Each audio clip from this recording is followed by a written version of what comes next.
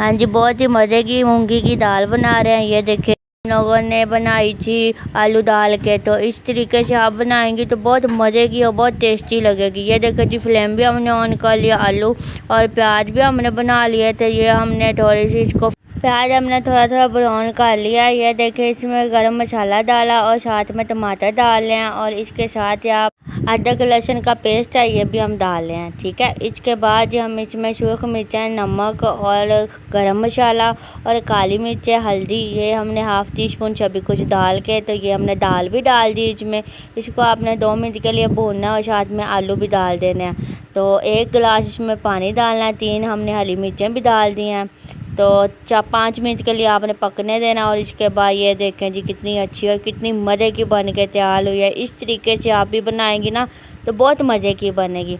चाँद को दे इजाज़त। अल्लाह हाफिज़।